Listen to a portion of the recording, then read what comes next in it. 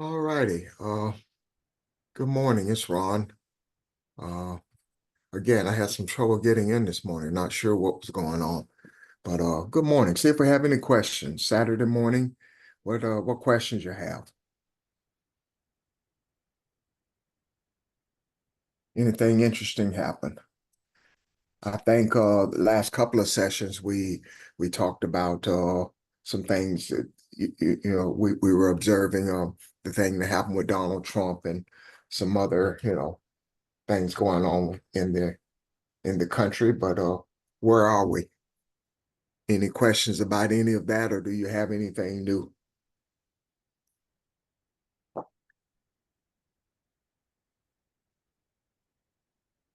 Okay. Hey, Ron, Um, this is Rain. Ron, yes, ma'am. this is Rainia. Hey, good morning. Good morning. How are you? Um, I'm well. How are you? Well, thank you. Good, good. I was telling somebody we have a fellow at our church who, yeah, uh, after Eric preaches, we all know Pastor Eric. He in essence opens the floor to the congregation to give comments, to ask questions, to kind of reflect on what they heard in the service. And we've had this newer person attending, and he had never spoken before. And last week he did, and he said, "I'm very conservative. I'm probably the most conservative person I know. I'm very conservative." He said, but he said, "I can't vote for a man who has no moral compass." And I have to say, in all our talking and how this assassination attempt probably helped Trump, it was the most hopeful I've ever felt, that someone who could admittedly say, "Yeah, I'm very conservative, but I can't vote for someone who has no moral center," was just such a positive thing to hear. So, I mean, it's not much, but that was just something that I recently heard that I thought, I thought, wow, people are still seeing, eyes are being opened, that kind of thing. Yeah. So that's all I have. Well, thank you. That's a lot. Uh, I agree with you, and that's I think Audrey kind of alluded to that a couple of weeks ago. We were talking about something similar, but that's huge to me. That's kind of where I draw the line too. If you just look past politics, just the morals of it is he just seems to drop the ball, and that's what surprised me when I think I got Amber Rose spoke at the national convention this week. I'm like, well, what is it that people can't see? And what does it say about us as a nation? Or have our morals deteriorated to that degree that we don't even recognize uh, someone who may not have your best interests at heart? Uh, Especially, not only as an African, but as a female as well, that people seem to kind of give him a buy on that kind of stuff. But thank you. Great observation. Anyone else want to comment? I do. Yes, sir. Rainy, Eric had mentioned that to me when we were talking this week.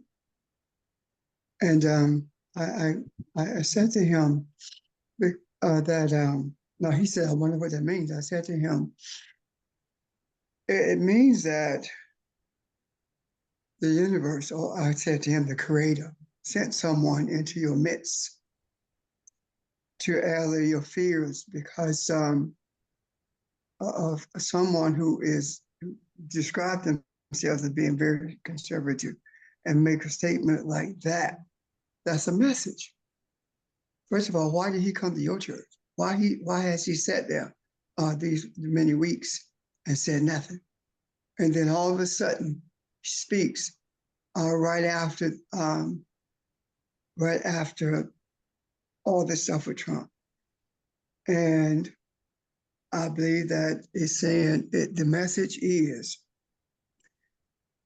there are many people who were at that convention who are there with their husband or with their friends or their neighbors who are not going to vote for Donald Trump. there are large contingency of conservative people, and that message was brought to you, and it was brought by a male. The power of Caucasians, the power of the people who are supporting Donald Trump.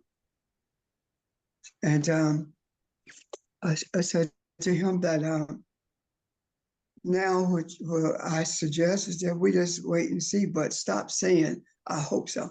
Let's just say, if you believe it, let's just make the statement that I'm holding on to what I see. If you can't say, I know it. So that's what I saw in that. That is a message. And I think the conversation with Eric this week, I think it was yesterday actually, the conversation with Eric sharing that with me, and Rainier sharing it this morning. I think that was the message to us as well. Do not be concerned about the noise of the conservatives, because it is not what it appears to be. And the Creator, it has a sense of humor in that the way we think things are going to happen, it never does.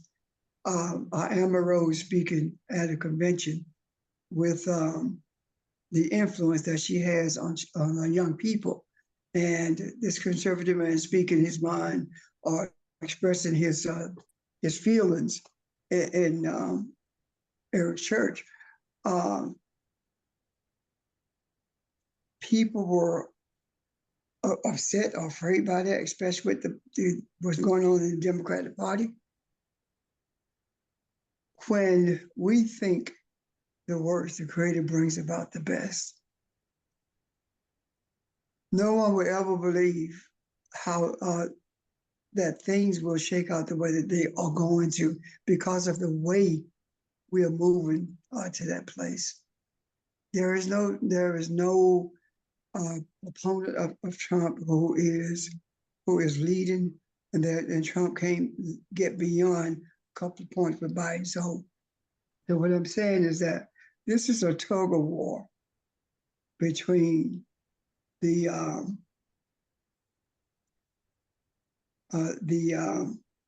Southern attitude towards African people and the attitude of the abolitionists towards African people, meaning that the conservatives want to return to, and I use that word return loosely, a time when this was a totally white nation. And the abolitionists wants something different. The abolitionists want us to not return to that period, but does not see us as being equal. And I return to this a lot. Biden does not want us to have the voting power that we could have. He doesn't want us to be strong enough to influence an election with greater power than we have now. And the reason I say that is because if he really intended for us to have influence in an election, instead of him going after the Build Back Better bill that lined the pockets mostly of major contractors, he would have gone for the John Lewis voters bill. Both of them on the table at the same time, and he chose the money bill. If he had gotten the voter bill through, then that would have given greater influence, because it would have changed the way that African voters are being intimidated, as well as the way the laws are being passed. They're moving precincts and they're moving, making the lines longer. So if he had passed that bill, it wouldn't be like that. So what I'm saying is this: when I think of Donald Trump, when I think of Biden, I said the other day about Jefferson Davis and Abraham Lincoln, but when I think about the both of them, One is trying to make this a white country. He said, well, it can't be because we here. That's not true. It can be. It was from the beginning, and we were here. The other one is trying to strike a balance to where we feel free, but we are not free. Does that make sense? Yes, Hello? it does. It So does. that balance, and Biden is trying to strike a balance. Well, the Creator has brought this to a place where there is no balance going to be struck. It's going to be one way or the other. It's going to be the America of Thomas Jefferson and his cohorts, or it's going to be the America of Abraham Lincoln and his cohort, Biden and his cohorts. And that is status quo. And that cannot happen. I do not believe for a second that is going to be the status quo. And that's exactly what Biden is trying to maintain. It's not going to happen. The Creator is not going to let it happen. And that's why I see so much, see such a message rather in the statement that Rainier just brought to us. Could it be, good morning, Good morning. Good morning. could it be that what you just said relative to the voting rights bill was necessary? In other words, it's necessary that it not be endorsed by, I guess, the prevailing powers, because what is going to happen in terms of the universe is the thing that has happened year after year, century after century, that the African consciousness prevails regardless of what the those in power would have, because the African consciousness is tied directly to the universe. And so it doesn't matter that the voting rights bill didn't pass.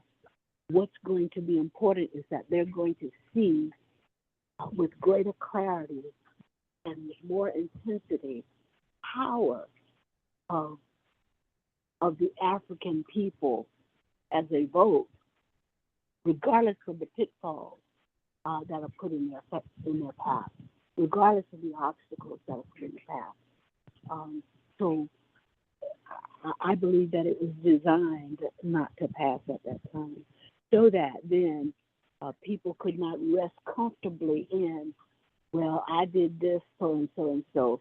My administration did this. Well, what about the universe doing this? And I think that's where we hit it. Thanks.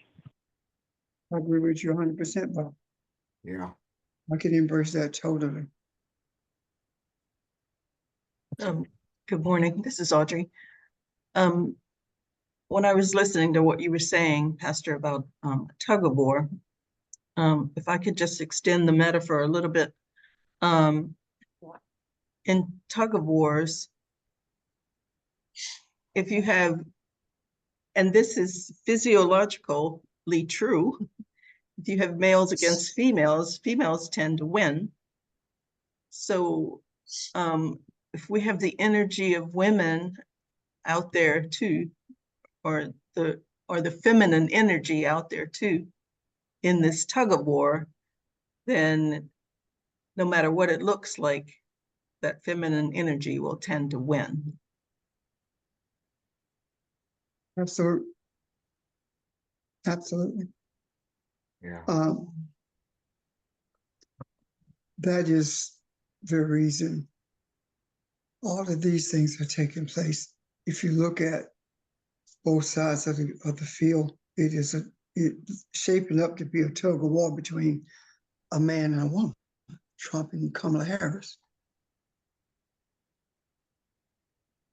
And in that tug of war, as Audrey said, I could see that.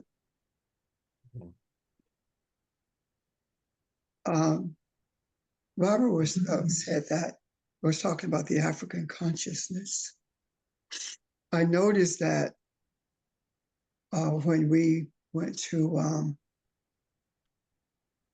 Kush from the beginning, that our enlightenment began to show something different to us. We started seeing more and more connections between our mindset and the consciousness of Kabbalah. We went to a place that had been forbidden to us for years. And that place that we went to was Kemet. And and from that point, our attitude became more focused, or we could see rather more clearly spiritually than ever before.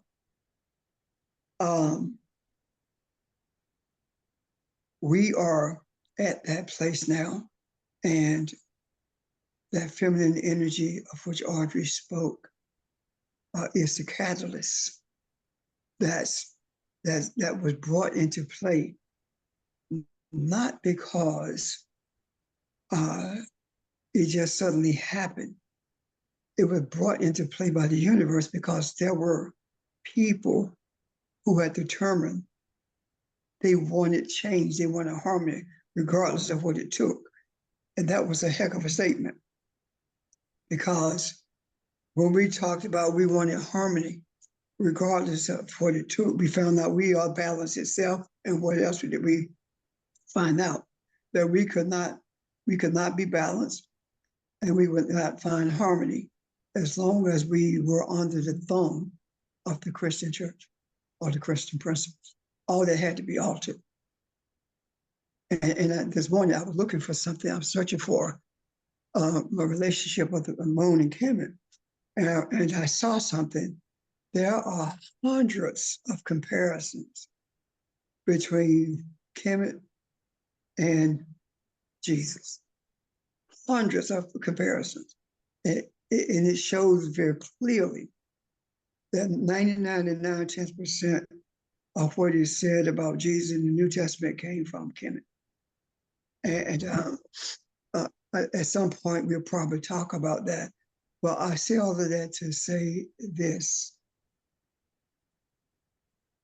The consciousness of the African is drawn from the center, the epicenter of African spirituality. And that African spirituality centered itself in Egypt or in Kemet. My question is why? Why would the epicenter be that close to Europe as opposed to being in Central Kabbalah, Central Africa? Why? I believe it was purposed to be. I believe that it was centered there for the express purpose of being invaded the way it was, because in this earth, there's going to be one people. One people. And one people that is going to be in this earth are going to be people with an African mindset, meaning that the European mindset is dying, or dead actually. It's just not manifested yet. I do believe that. And I believe that the death of it comes with this election. This seems like an election that's taking place with humans voting, but this has been decreed by the universe. And this decree is bringing to a head everything that needs to be brought to a head, so that the consciousness of forgiveness and love and kindness can be the dominant force in this earth. And I know there are those of you who say, but you talk about America. Come on, people. Come on. You know what happens in America influences the world. And what we are talking about here, we're talking about putting things in the macro, but we have limited ourselves. We look at how the macro affects the principles in America, or the energy of America, but it's having an effect worldwide. and looking at those things that are taking place around the world, our influences are there as well. So that's, I suppose, continue to draw from the committing priesthood so that we can more ably know more clearly what to put in the macro and how to address the things that are brought before us as the priesthood, committed priesthood, or the priesthood of the Cushites. Does that make sense, guys? Yes.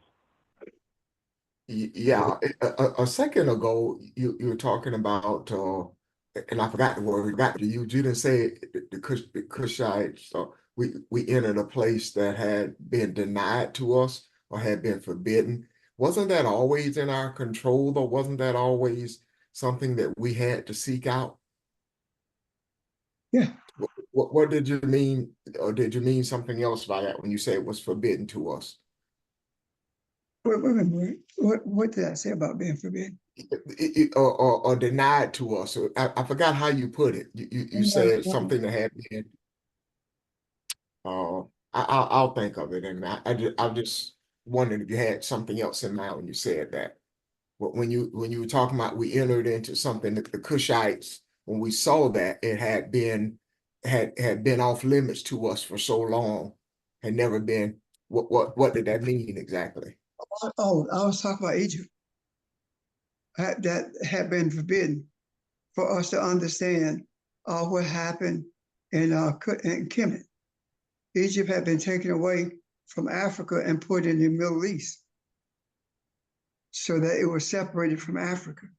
And in our minds, it was separated from Africa, knowing that it's in Northern Africa. That's what was forbidden.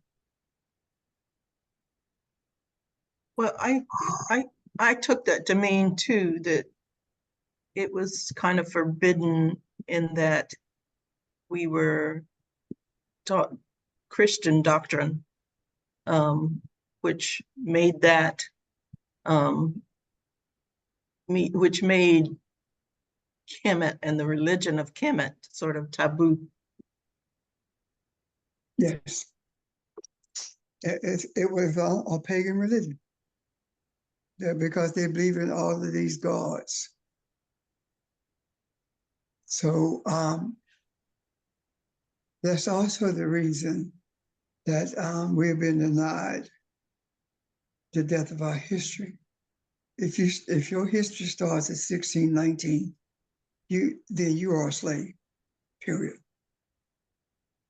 That's it. It does not matter to me whether you make $2 million a month, you're still a slave if your history starts in 1619. That's just it. If your history starts in Africa, in the Kabbalah, then you are free. You just don't know it. And the thing that makes you free is, regardless of what's brought your way, regardless of what's said about you or done to you, your mind, when your mind is not enslaved, then you are not enslaved. That's the reason that Black History Month a week does not go beyond 1619. It's all about the names and not the actions of the people. When you go beyond that, your whole focus shifts. It makes a huge difference when you go beyond 1619. And that's, let me clarify something, please. When I talk about Kabbalah, I'm talking about the spiritual essence of Africa, or the spiritual, because Africa was hidden from us. Kabbalah was hidden from us. What do I mean by that? The writers of history knew that a Kabbalah was a spiritual message to us. And they chose to hide it under the blanket of Africa. The name Africa changed the affinity for spirituality. Excuse me. It made it easier for us to be indoctrinated into religion. If a Kabbalah had not been called Africa, and it was called a Kabbalah, and we searched the word Kabbalah and found that it meant the garden of life, or the garden of what is it? The garden of life and the mother of life. I think that's what it is. Yeah. If we had known that, then our attachment, our desires to understand more about ourselves would have been more intense than it has been. And I want to take that a step further later on when we have finished discussing this aspect of this morning's lesson. I have a question.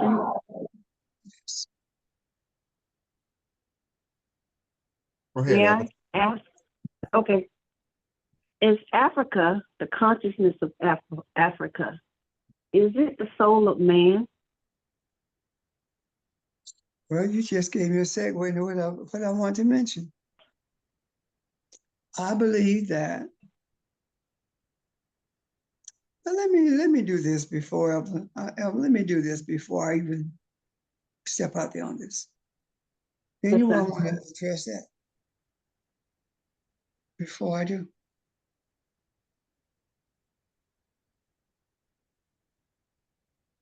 Come on.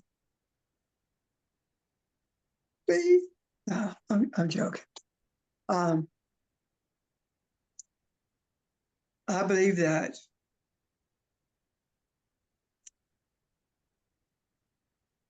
we are the tree of life, the tree of good and evil. We are both.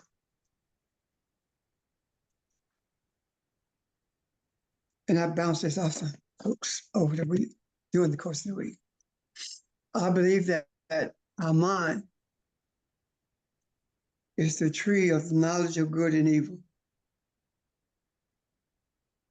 And our soul is the tree of life. Why do I say that? Because I say that because our mind ponders good and evil. When we are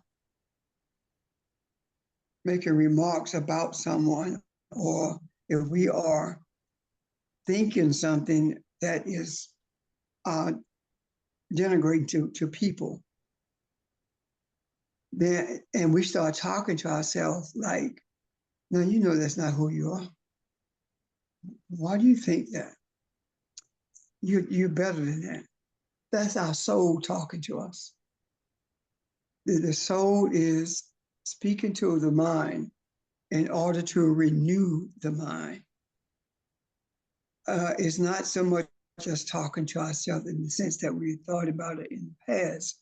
It is not the discussion is not between something that's in the mind.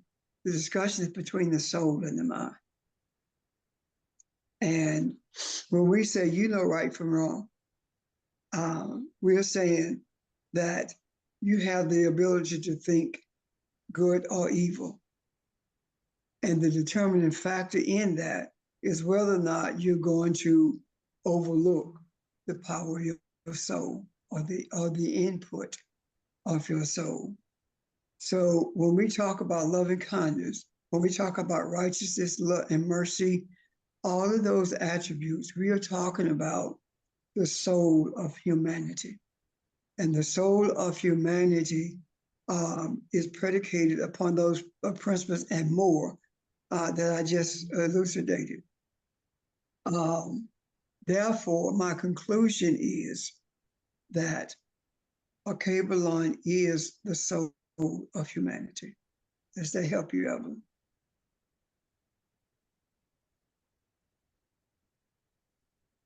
Yes, sir, it does. Thank you. Anyone else does it have any questions about that or comments?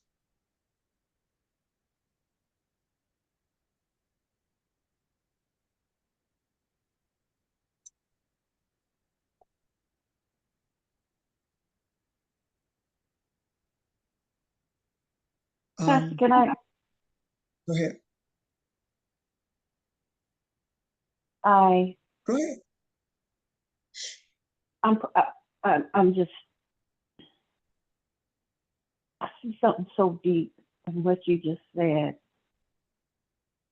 about the soul and the Africa, the consciousness of Africa. And I can't explain what I see, but I see something. And It is actually the consciousness of Alkebulan. for that, and I just see something, and I can't explain what I see, but I see something. I'll just stop. I need to stop. Okay, you Thank get you. it together in a moment and then just ask, okay? I believe that the Creator was showing us something with this with Black Panther. I believe we were being shown something. I believe that Wakanda is tantamount to the soul of Alkebulan and the mindset of the African. And I believe that the shroud that was hiding Wakanda is the name change of Africa. The name Africa, if I'm correct, had its origination in the from the Greeks, and that in itself didn't change the essence of Africa of Alkebulan, but it hid the true meaning of it and the essence of it from us. And now that we are in a place where we are bringing back that essence by uncovering Alkebulan by virtue of understanding that it is not Africa, and we have the power to use that name Africa in the same regard as we do Alkebulan, because if we are the original in this earth, then whatever word that is used against us, we can take the sting out of death. We can take the power from that word by repurposing the energy of it. And what I mean by this is we are repurposing the energy of that word Africa, and we are infusing in that word the energy of Alkebulan. So that word Africa, when it's said or when it's heard, carries a different connotation than it carried prior to our entering this discussion. Now, keep in mind that Alkebulan is not the first time that Africa has been identified as Alkebulan. This is not the first time that that continent has been identified as Alkebulan.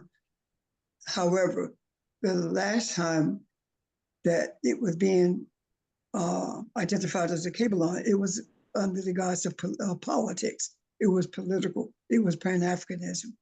It was not spirituality, and it did not embed itself in our collective consciousness because it was not carrying it was not being used rather in the environment that it was supposed to be, and that was in a spiritual environment. And now that it is centered in a spiritual environment, we are able now to see the connection between spirituality in the Kabbalah as opposed to the material connection between Africa and the people who are the children of the sun who are currently outside of Africa, the Africans in the diaspora. So I believe that it will be heard more than just on this line. And I do believe that we are in the midst of a remarkable manifestation. I would like for us to do it this way, if you please. Instead of us talking about we're going to see a change, we're going to see a manifestation. Why? Because the change is already here. It has not been manifested so that the eyes can see it. I was talking with Ron last night, and I said something to him. I said to him, my desire is to see with my eye just as clearly or clearer than I see with my eyes. The things that I'm able to see with my eyes, the physicality of it, the sharpness of the colors, and all these things that I see with my eyes, I want to see that clearly spiritually. Because for the last few weeks, and it's gotten more intense, especially this past week, I feel like I'm experiencing something that's difficult to explain. It's like I don't know the difference between when I am in this environment of physicality and when I'm in the other environment of spirituality. It's not an ebb and flow as much as it is, what is that word? What's the word I'm looking for? Vacillation, is it? Yeah. I feel like I don't want to be in this world in the way that I've been in it. I don't care to see as clearly with my eyes as I've been seeing. My desire is to see more clearly with the eye. And everything I see with my eyes, it is for the purpose of functioning in this earth, and that's all.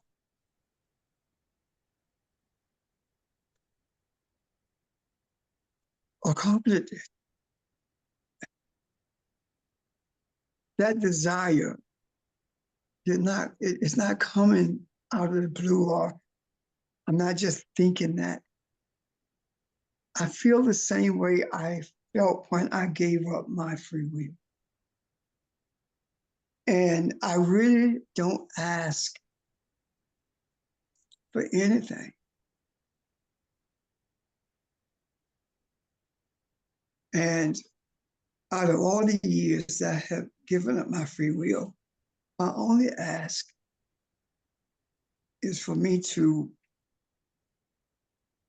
see clearer with my spiritual eye and less with my physical eyes, because I don't know how you see yourself in connection with Kemet Kush, but I see myself as being a Kemetic priest. And I want to see beyond where we are with spiritually, because I believe that is our task to correct, not to correct, I'm sorry to use that word, to bring to fruition the will of the universe, or the will of our Creator. I believe that Stephen was destined to do what he did. And to be quite frank with you, Stephen is the Christian Judas. And I believe Stephen did what he did because he was destined to do it for the express purpose of bringing creativity to the African in terms of our being us real gods in the earth. We've determined that everyone in this earth has divinity in them, real gods in this earth. In order to be gods, you have to create, and what you create is not a piece of furniture or a car. That's an invention. I mean, bring mindsets to the place where they are the image and likeness of its creator, meaning the image and likeness of loving kindness, the principles that bring about harmony, the principles that show us that we are one, that we are not individuals, we are one. And though we have seemingly individual input and thoughts, we are a collective, we are one spirit, regardless of how evil one may be, we are one spirit. And we are not supposed to sit back and allow individuality to flourish to the extent that it becomes a danger to mankind and deadly to the earth itself. I'm done.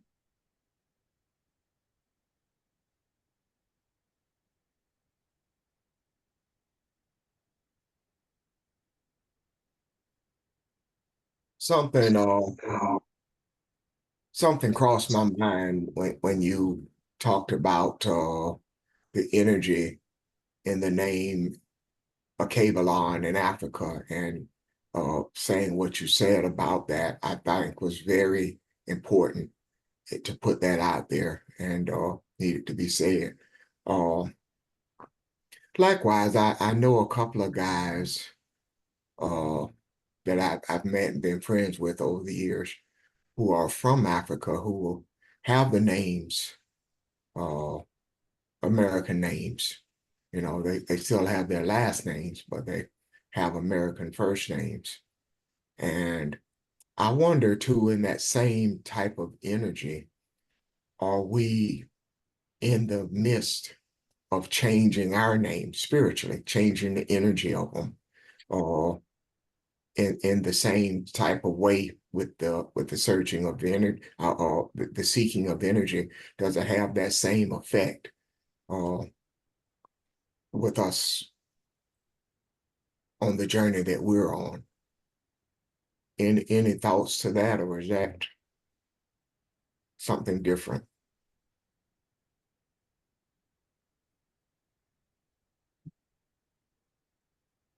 If I may, Ron, when you say American names, they're not really American names, they're Christian names. Yeah, yeah. So I think you're right in terms of us retaking our real names, in terms of Alkebulan instead of Africa, and it does really change your mindset, Yes. because you think about it in a new way. So I agree with you that we're sort of reestablishing our real names with all of this. Yeah. Yeah. I think of Akabalon, I think of a womb. A garden to me is a womb, especially if it's the garden of life. That takes on a whole different meaning. I see something different.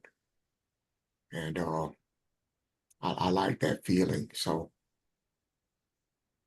I just think all that's tied together.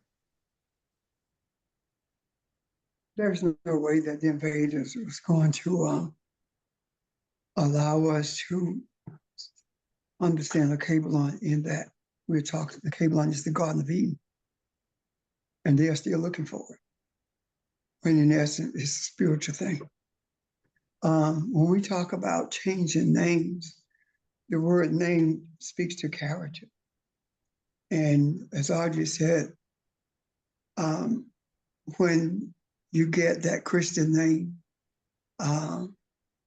your character changes. You cease to be an African. You become European in your mindset. The names are changed because they're told in the church. They were being told. Now they're more sophisticated with it. But it was, your name is a pagan name, or your name is a heathen name, and you need a Christian name so you can be saved. And along with that Christian name came European indoctrination about Christianity. And with that indoctrination about Christianity, it gave you a mindset of obedience, a mindset of being submissive to Jesus. And these were the representatives of Jesus. So you have bought into the concept that Jesus is the Son of God, the Savior of the world. And now you're submissive to this Jesus, and these are the representatives of Jesus. So now that extends to your being submissive to these people who are representing Jesus. And that is the purpose of Christianizing the names. Same thing with Native Americans. And what did they do? Not only did they Christianize names, they forced them to forget their language and embrace the language of the English language, when if you really trace it back, the English language came from Kabbalah. When Africans went into Europe, the linguistics were changed. There was no alphabet, there was no reading, there was no writing, and there was no set rules, and these rules loosely, there's no set rules for language. And the consistency of the language came as a result of Africans going into Europe 40,000 years ago. And all languages has its genesis there. If the people of Kabbalah are the first people on earth, then all languages had to emanate from those people. I'm done. Thank you. Anyone else? Anything we've talked about? Good morning, everyone. One of the things I just wanted to share with you is, with the group of people that I deal with, I was the one that introduced them to the word of Kabbalah. George, speak up a little bit, please. And okie doke. Can you hear me now? Yeah, Yes. that's good. With the group that I hang with, I was the one that introduced them to the word of Kabbalah. And by introducing that word of Kabbalah to the group, it has really helped in understanding feminine energy.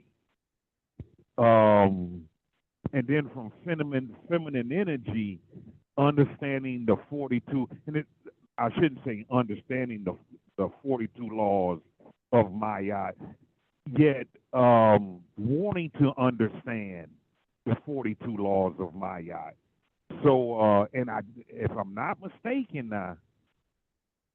I think I'm the one who introduced the Kabbalah to you all by calling it Africa's original name. So the word of Kabbalah has a lot of spiritual consciousness, energy. Just in driving today, I was thinking about going and purchase a dog or a puppy. that are turning to a dog. And I was just thinking of some names, and two names that came to mind was Kemet, or three names, Kush and a Kabelon. I just wanted to let you all know with my group, by introducing them to that word, a Kabelon, they really want to know more about what took place way before Christianity came into play. Thank you. Thank you. I think it was more of a reminder to us about a Kabelon than an introduction when you brought that up. The other thing is, please don't name your dog a Kabelon or Kush. Don't name a dog after something that's so noble. Dogs are to be outside. Dogs are not to be treated like humans. We bought into that principle from Europeans, and don't extend that to the point where we are calling Kushites dogs and the spirituality of Kabelon dogs. So I would respectfully ask you to refrain from doing that. And I'm sure that there are those who are hearing me who agree with me as well.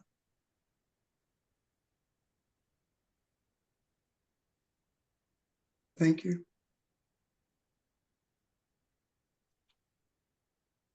Something else came to mind that just come to me when you were talking about that. I remember when we listened to the video with the ambassador talking about Kabelon, and the name too, the image that the picture of it I see is, it has no borders.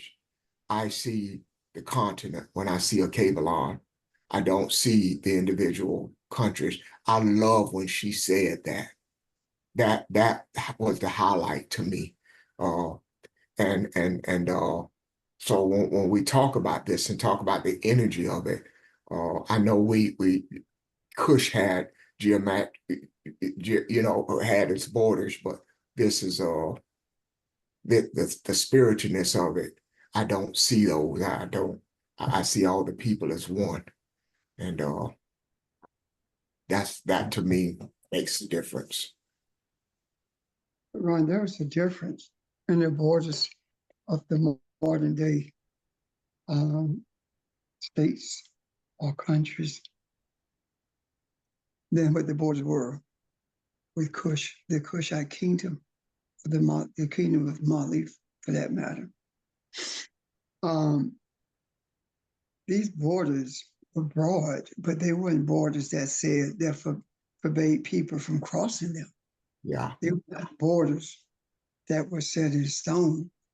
That ownership, we own this from this line to the next, the next border. Mm-hmm. It was not that at all. It was simply the openness of everything and everything being shared. But the borders were something different than what they are now. Does that make sense, sir? It does indeed. And even when we were looking at the Native American, we're looking at indigenous people, that too was a distinction, that you could live where you want, but there were no real borders. Although my clan may live in this place and yours in another, we could go back and forth, and wasn't any type of animosity or anybody looking at you differently. In fact, the clan mothers did. They went as they pleased. So that's important, because those physical borders are what's in our heads, in our minds, that all we see is that we're separated. And when we see separation, we start to put up those boundaries that I'm this and I'm that and you're that. and start drawing distinctions between each other.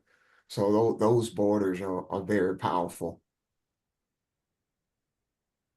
I want to show you how powerful they are. As you said, when we think about Africa, we see countries. But isn't it amazing that when we say, okay, Babylon, you don't see anything. Mhm. It's more of an experience.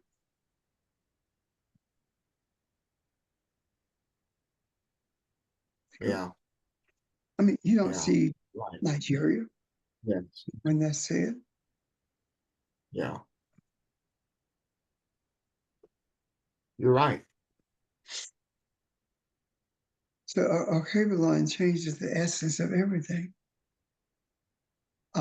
Africa set boundaries because of the slave trade.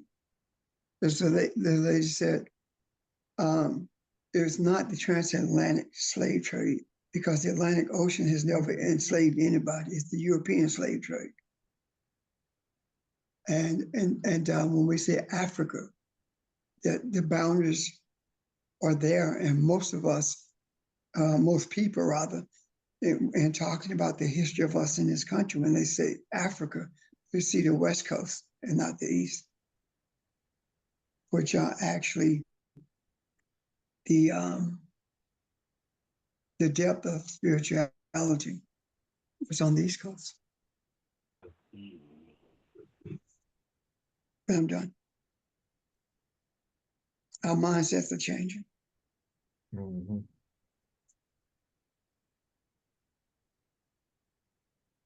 Any questions, comments? Um, I do have I want to, if I can, go back to Evelyn and see if her thoughts came to her. I didn't want to leave it if you had something else you wanted to say. Oh, thank you, Ron. No, not really, but the more we talk about and learn more about a Kabbalah, there's a different, well, for every word that's spoken, it's a vibration. And now that we have been talking about a Kabbalah, to me, it's a different vibration.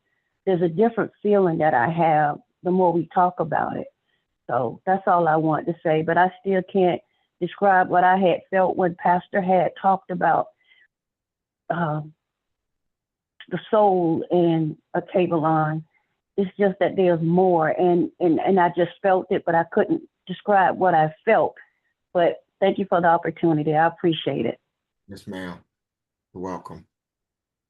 Anyone else? I believe, Evelyn, part of that resonance was the fact that when you talk about the soul of the Kabbalah is going back to the beginning, where everything is potential. Everything is just resonating with the same energy, and you can create so many different things, but they're all the same in terms of the origin.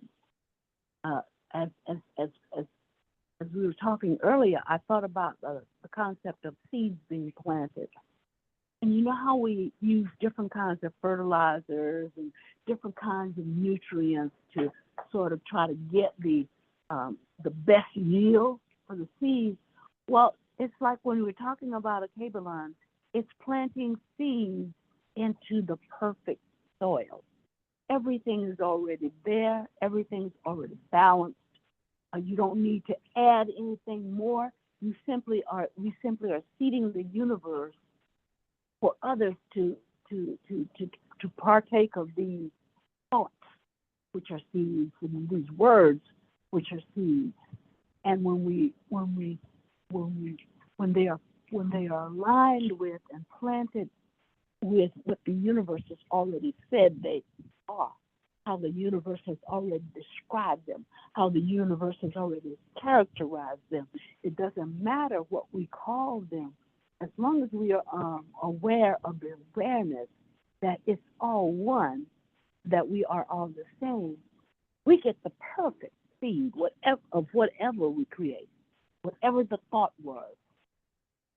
When we do it from that foundation, whether it's the laws, what we do it from the laws of Maya, which are part of universal principles, we get we get the perfect thing. So we don't have to worry about what happens.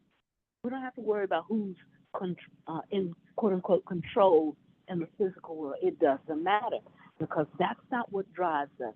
Our desire is planted in and in accord with and in connection with and in oneness with the universe.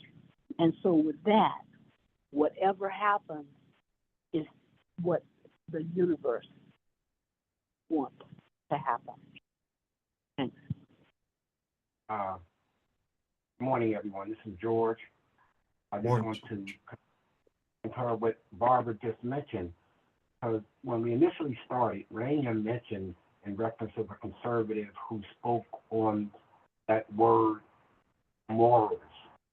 And we say morality or spirituality, but when we look at a cable line, it talks about the mother of mankind. And as we appreciate the virtues of our Semitic teachings, it talks about our thoughts, our words, and our actions. And as Barbara mentioned, when we talk about universal consciousness, you know, our ancestors were able to learn and receive from nature, from cosmic consciousness. And I think that what I heard Daniel say that resonated with me was that if this conservative was talking about morality and spirituality, that goes back to the earliest teachings, you know what I mean, of what was written, what was experienced. So when we go back to the beginning, I think that, again, we're now coming into more of a conscious awareness of significance of the energy and the vibrations that's being placed in the macro right now.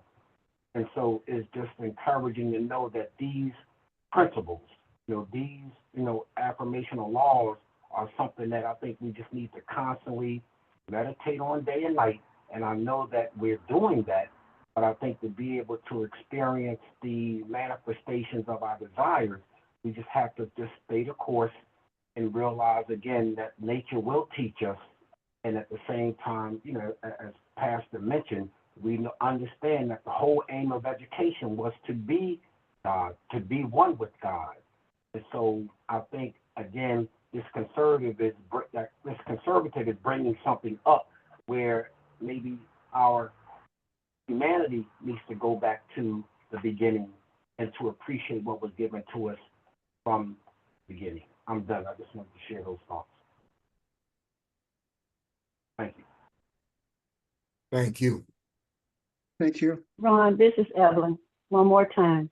Yes, I ma'am. think when Barbara spoke, and thank you, George, when Barbara said what she said, she opened up, she brought something to my remembrance. And it is that we are a Kabbalah. Because when she said what she said a lot, but she didn't say a lot. It was very, very profound.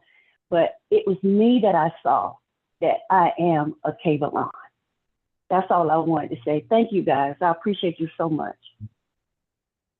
Thank you. Thank I you. am. You know what's so great about that, Evelyn? I'm listening.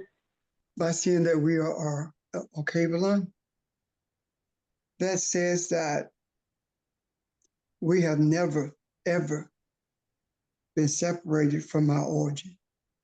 Not only that, it's proven to us over and over again when we look at the things we say and the things that we do that had its origin in a Kabbalah. Things that have been with us long before the European slave trade came into existence, long before the Portuguese was given permission to enslave us by the Pope. Those things that we talk about and I was trying to think of some of them because all of us are familiar with them. We just one of the things I think is when our elder said that this is that I don't know what Jesus they believe in. It ain't the Jesus I believe in. They were saying more than they knew they were saying, but they knew what they were saying was that thing that entity they call Jesus does not exist, because if it did, they would not be able to do what they are doing. Those kinds of things we brought with us. The idea of universal forgiveness, we brought those things with us. The idea of a community, a family, the idea of extended family, those things we brought with us, and to this day, and we hold on to them as tight as we can. The concept of someone leaving your community or leaving your state and going to a different place during the migration, and you have no blood relationship, but they know that you are from South Carolina and they take you in and help you get on your feet. Those are principles that we brought with us. So I find what you just said filled with profundity, okay? Thank you. You're welcome, Pastor Jay. Thank you, Evelyn. Thank you, Pastor. I think we're at a great place to kind of pause it for the day. You know, got a lot to think about. A lot has been said, and let's do that. If there are no objections, you guys okay with that?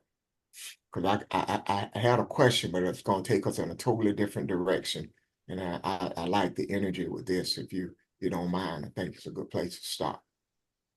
Sure. Okay. Okay. Thank you guys. Enjoy it. Have a great day and look forward to tomorrow. Thank you. Enjoy the rest of your day, guys. Bye-bye. Thank you, Thanks, everyone. Ron. Thanks, everybody. Bye, Sam.